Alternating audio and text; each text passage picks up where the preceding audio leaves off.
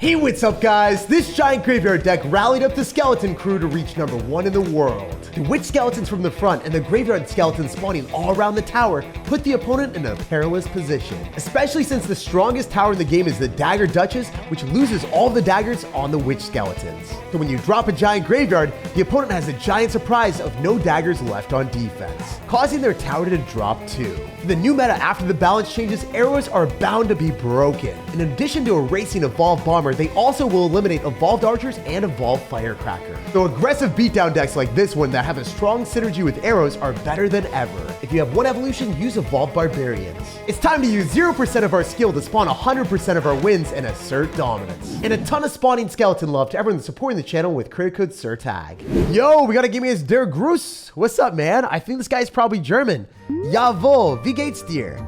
So we're hoping that he has a lot to fear if we can go for a witch in the back. We're going to be able to deplete all of his Dagger Duchess's daggers with our witch spawning skeletons. Then we go for the graveyard afterward, and there's no daggers left over. We can overpower his defenses. At least that's the strategy with witch. Also, it does really well fundamentally baiting out the poison and baiting out the spells that the opponent would typically want to use against the graveyard.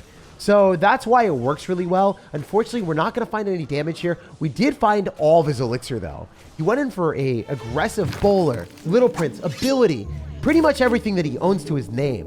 Okay, we're going to go for bats here, and then we're also going to surround the bowler with barbarians. I think this is our best defenses available. It's not necessarily amazing, but it will shout down the bowler, allow us to get counter push, and our opponent's not going to be back to bowler for the barbarians. So if we graveyard right now, it might be a grave position for our opponent. Also, we can maybe go for a snowball, but arrows are definitely poised to be a bit better here. Encapsulating the skeletons, keeping them alive from the bats, and also breaking down the archers and bouncing the bats down to oblivion. But the Little Prince pumped off and took the entire tower. Machine gun mode. That thing went Rambo on that tower. I love Little Prince for that reason. When it stacks up the attack speed, it feels unstoppable. So now for the rest of the game, all we're going to do is cycle our witch in the back, preserve our lower HP tower, and then hold on to our barbarians until he goes in for a tank, and then we'll delete it instantly.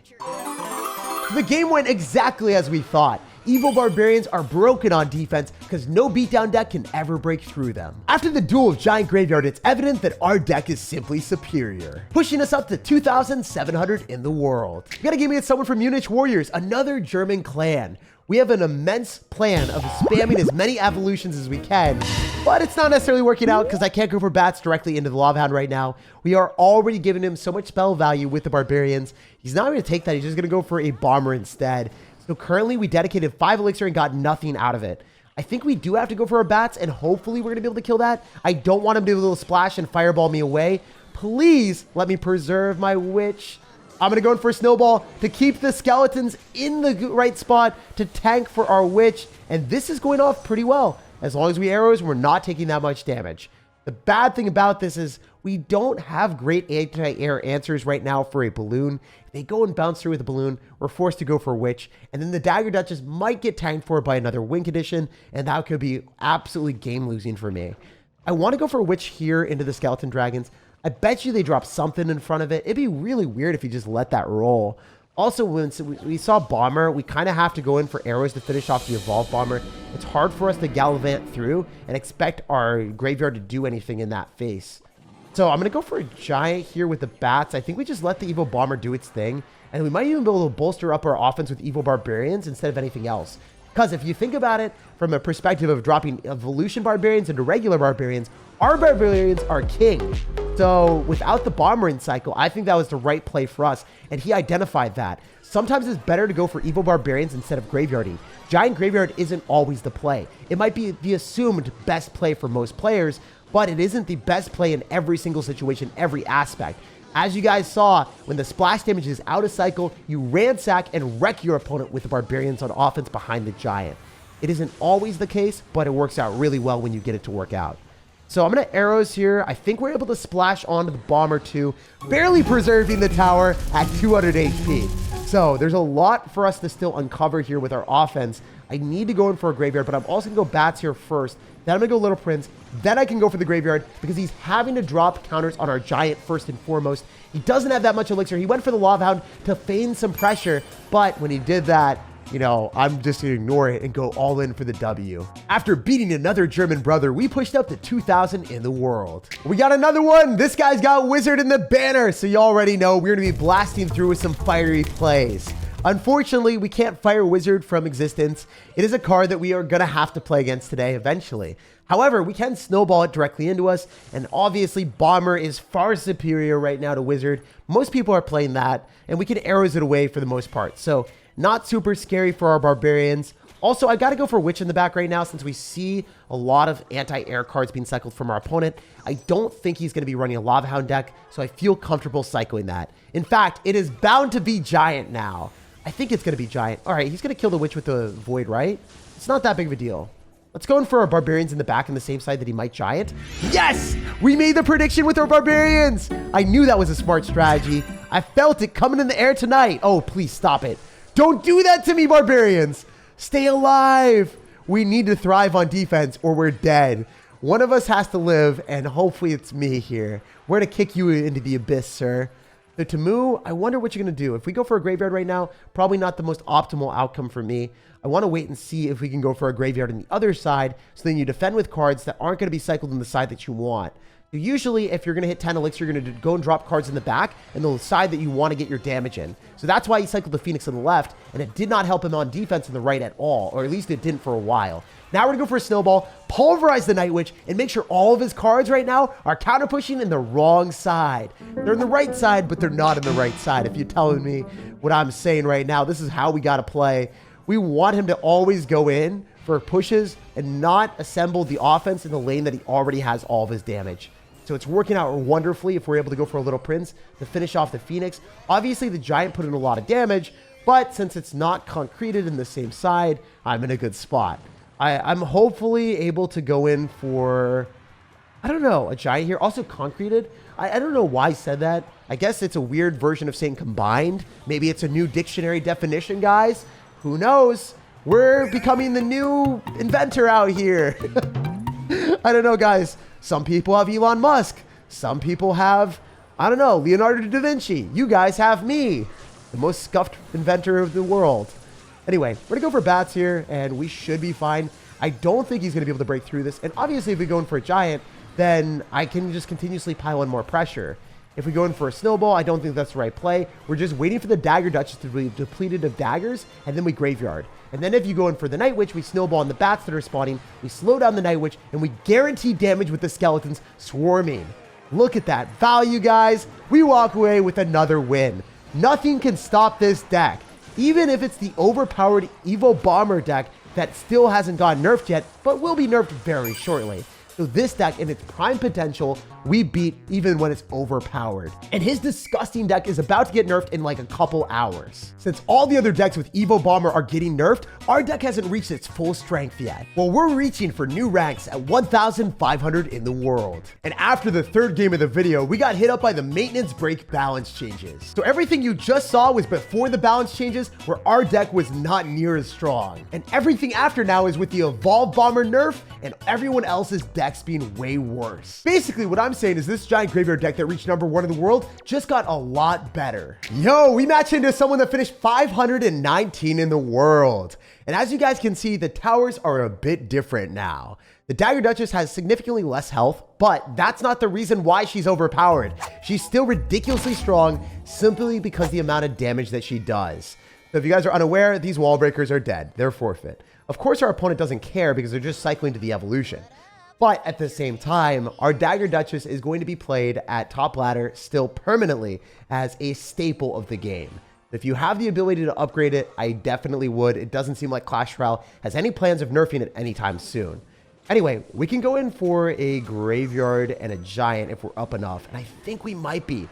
Wizard will be problematic for our deck if we get into the later stage of the game, because Wizard does a lot of splash damage, so we can't bank on the Barbarians defending against everything. And we can't drop our Barbarians directly on top of the Wizard, because then the Wizard splash damage with its Spell Shield. But if you do a lot of damage in single elixir like we are right now with the Witch, oh my gosh, the skeletons are still spawning! The skeletons are still spawning! I just love this game when that happens, because the Dagger Duchess is fundamentally broken. But when she doesn't have her daggers in reserve, she has nothing to defend. If you're able to deplete the daggers with an influx of skeletons spawning from the witch, that is how you turn the game into a wacky and wonky ride for the opponent, as you ride away with a pretty sizable advantage. Anyway, we're gonna go for a giant here with Little Prince, and we're gonna try to push our advantage to the max. Obviously, we want to be able to kill the Harry Potter. I don't know if we're going to be able to take it out, but ideally we can. We're popping the ability here as well, just to hopefully preserve our Little Prince a little bit longer. I don't know if we're able to proc the shield, and we do. Beautiful. Since the shield is gone, that's all we needed. I think I'm kind of in a comfortable position where I'm better off going in for barbarians directly on the wizard now. And then the giant should die afterward. We want to fully focus on killing the wizard because Harry Potter is what vanishes our stuff. Okay, Snowball's going to be beautiful, knocking away the bats and taking literally nothing from them. So she is going to be so dead. She is out of this game with no way to win. 50 seconds left. All we have to do is drop witches on defense, drop their Snowball, and our Little Prince to knock our opponent's units back and knock them out of the match. It's always ridiculous seeing the wizard bop back your barbarians to no existence, but we still were able to shut down the giant on the other side using our Little Prince. It's just funny watching the evolved wizard's magic in action. It's always a confidence booster beating some of the best players in the game. She finished 519 in the world at over 3,000 medals. And regardless of our opponent's skill, our no-skill giant graveyard put our opponent in the graveyard 2 minutes into the match. All right, we got a game against Silo. So this guy's gonna have the wall breakers, or I guess bombers in the banner. You guys let me know down below in the comment section. I can never identify this banner. I'm thinking it's wall breakers though, because there's multiple of them. Unless it's like, hey, you know, Evolved Bomber, everyone was cycling them like candy. They were just popping out everywhere. So maybe if Clash Royale realized that it was Bomber Royale, they meditated and predicted the evolution Bomber being everywhere. So that's why they did that. Also, we preserved our Little Prince. Let's go. There's no way that this is smart, cycling the abundance of elixir at the bridge, but I want to do it anyway for the memes. Or the culture. If we can keep the Little Prince alive, that would have been hilarious. It did not happen. He even went for a zap. My man was freaking out there. He looked at that and he's like, Little Prince is a little nightmare. So he got rid of it using the zap and overspending. Now his Inferno Dragon is amazed by a maze of skeletons trying to find its way through, but there's nothing it can do. Also, no Inferno Dragon, no Barbarians in cycle, no Tombstone in cycle. I bet Tombstone gets back in hand soon. Okay, it was actually back in hand. But I gotta hand it to the Witch. It stays alive throughout the entire duration of the Void easily. So now our opponent's Skeleton Dragons are about to get turned into dust. Oh man, that's easy. This is just claiming a tower instantly again. This deck is revolting. As you make your opponent's towers turn over, they're turning in their grave. They get sent to the graveyard and banished out of the game. I mean, 1:36 seconds and the game's just over, right? There's no way it comes back. It's just completely and utterly mine. Oh, this Little Prince on defense? Oh, never mind. He's going to Evo Zap. Wait, there's going to be a little bit more sketchy of a situation. I will lose my tower. But y'all already know how we're going to play this one. We're going to go for giant Evo Barbs. He's going to drop Barbs on it, and he's going to lose his Barbs because our Barbs attack faster. So then if our Barbs start attacking faster than his, then our attack speed will ramp up quicker. And as you guys are seeing, our Barbarians are keeping their attack speed for a much longer duration, forcing out even more elixir from our opponent. He's going to go in for Skeleton Dragons, but look at his Dagger Duchess depleted of all the daggers. He has nothing left over, and he has to Void on defense against the Giant. Guys, it was really scary when he unloaded an Evolve Zap with Void, killing our ranged cards, but he's still out of range of being able to win this game. All I have to do is go in for another Graveyard, have our Barbarians in the middle, and watch as we lay waste to his towers. Because he has to use Barbarians on defense here, but he won't be able to cover the entire surface area of the tower. And if we can get a single Barbarian on the tower, we would have won the game right then and there. Now we know for a fact that we can go in for our arrows on top of the rest of the Lava Hound pups, and then we can go in for a Witch here as well. We expect him to go for a Void, so we'll go for Bats to make a prediction, make sure he gets nothing out of that. Then we go for a Snowball, finish off the Skeleton Dragons, and possibly put him in one of the worst and most precarious positions he's been in a while, where again we can go and spam Barbarians. But the best way of doing this is always going in for your Giant, but going in for your Graveyard first. Reason why we go in for the Graveyard first is because we want to make sure that the Graveyard has time to spawn in the Skeletons. Then we go for the arrows, and then we guarantee enough damage so we can just probably just go for arrows and a Snowball and win the game, I think. All we have to do is defend until then. I'm going to go for Bats and make sure that he doesn't get to Void us.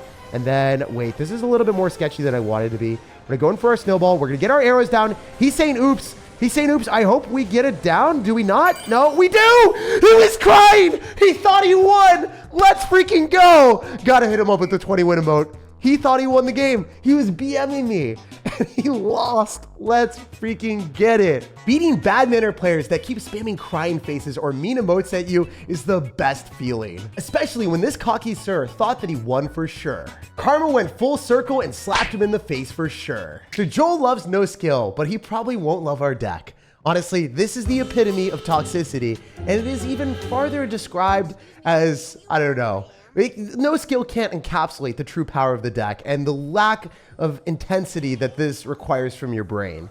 For instance, I might be able to just go giant graveyard on him and ignore everything. His name is making me want to do it.